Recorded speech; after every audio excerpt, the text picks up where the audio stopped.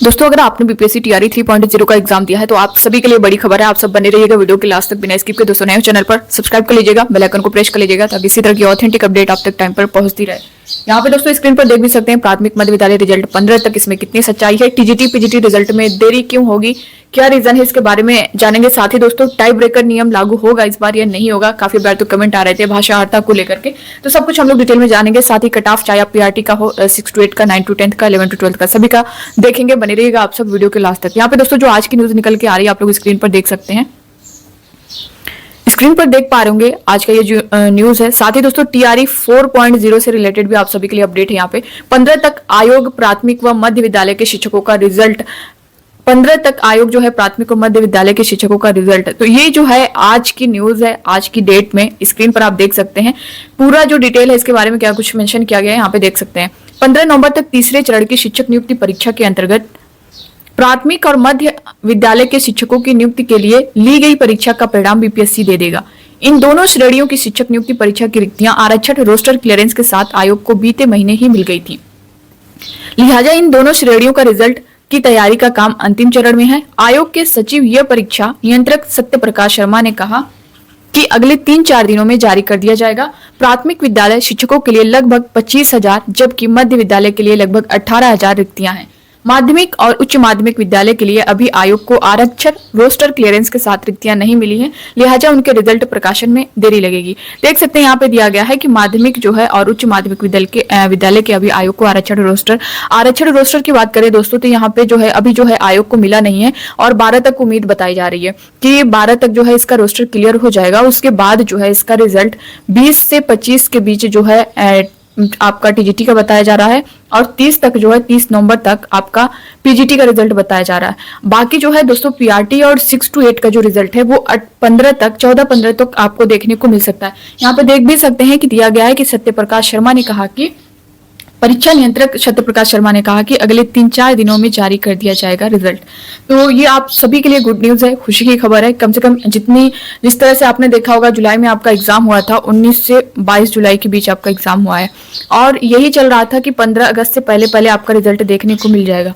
और आंसर की को ही आपने देखा होगा कि हर बार अगर टीआरई 1.0 2.0 में अगर आपने देखा होगा तो एग्जाम देखकर आप घर भी नहीं पहुंचते थे, तब तक जो है आपकी आंसर की जारी कर दी जाती थी।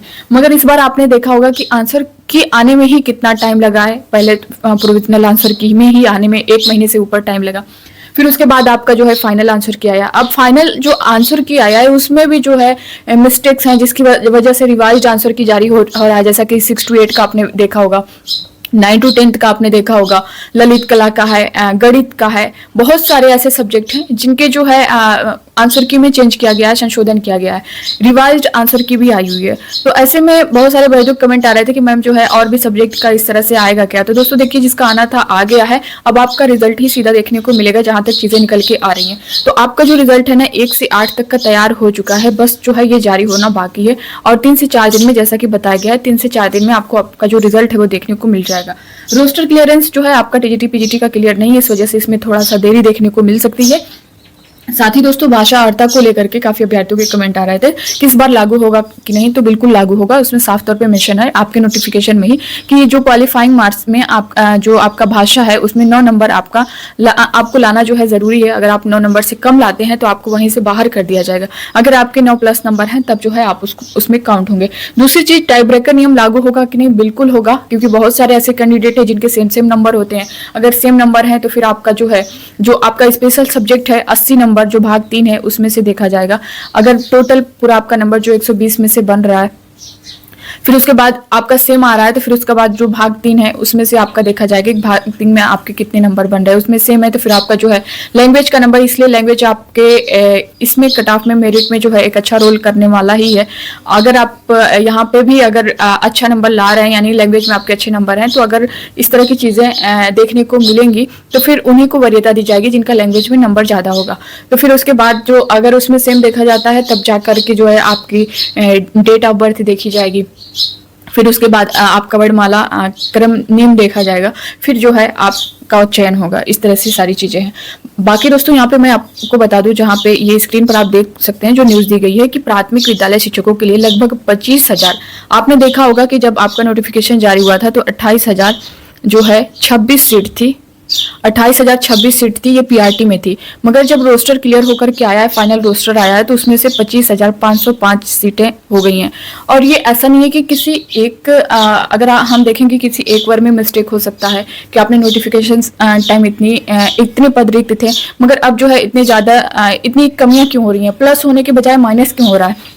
और सब में वही देखने को मिल रहा है। अगर हम 1 से 8 तक का देखें, अगर 6 to 8 में अगर हम देख लें तो यहाँ पे जो है 19,645 सीट थी, यानी टोटल पद जो थे वो 19,645 थे। मगर अब अगर आप देखेंगे तो वहीं 8,400 जो है पद बताए जा रहे हैं जो रोस्टर क्लियर होकर के आया है। तो पीआरटी की भी सीटें घटी हैं, वहीं 6 to 8 की भी सीटें घटी हैं। और जैसा कि आपका 11 to 12 और 9 to 10 का आया ही नहीं है, इस वजह से इसका भी क्लियर नहीं। जब ये सारी चीजें, जैसा कि हेड मास्टर और हेड टीचर में भी आपने देखा होगा कि इनकी भी सीटें घटकर ही आई थी। रीजन बताया गया था कि कई सारे स्कूलों को मर्ज डिमर्ज किया गया है, इस वजह से जो है इस तरह की चीजें देखने को मिल रही हैं। तो हेड मास्टर हेड टीचर में भी वही चीजें आपने देखी, पीआरटी में भी आपने वही चीजें देखी, 6 to 8 में भी वही आपने देखा है। तो आपको टीजीटी पीजीटी में भी तो वही चीजें देखने को मिलने वाली हैं, सीटें कम ही होकर दिखेंगी।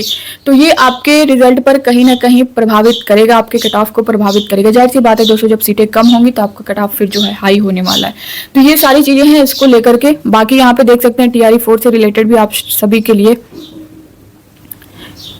स्क्रीन पर देख पा रहे होंगे दोस्तों। 1 लाख से अधिक शिक्षकों की बहाली का चल रहा काम। सीएम उप मुख्यमंत्री और केंद्रीय मंत्री ने हम प्रत्याशी के पक्ष में किया चुनाव प्रचार। यहाँ पे देख सकते हैं झमामगंज की धरती पर रविवार को एनडीए के आला नेताओं का जमावड़ा लगा। एक तरफ बिहार के सीएम नीतीश कुमार तो दूसरी तरफ भाजपा नेता व उप मुख्यमंत्री सम्राट चौधरी और केंद्रीय मंत्री जीतन राम मांझी ने हम प्रत्याशी दीपा मांझी के पक्ष में चुनाव प्रचार किया। इमामगंज के सॉरी दोस्तों, यहाँ पे इमामगंज है और मैंने झामगंज पढ़ दिया। इमामगंज यहाँ पे है और इमामगंज के जमुना गांव के पास एक मैदान में चुनावी सभा को संबोधित करते हुए सीएम नीतीश कुमार ने कहा कि बीपीएससी के माध्यम से 2,20,000 शिक्षकों की बहाली कराई। वहीं 1 लाख से अधिक शिक्षकों की बहाली का काम चल रहा है। इसके बाद भी 1,50,000 शिक्षकों के पद खाली हैं। देखिए साफ तौर पे मेंशन किया गया है कि यहाँ पे जो है इसके बाद भी 1,50,000 शिक्षकों के पद खाली हैं। इसके लिए भी लगातार काम चल रहा है। नियोजित शिक्षकों को भी सरकारी नौकरी हो गई है। इसके साथ ही छात्र छात्राओं के लिए साइकिल योजना, पोशाक और छात्रवृत्ति देने का काम किया गया है। सीएम ने एनडीए समर्थित हम पार्टी के उम्मीदवार दीपा मांझी के चुनाव चिन्ह कढ़ाई छाप पर वोट देकर भारी मतों से जीतने की अपील की।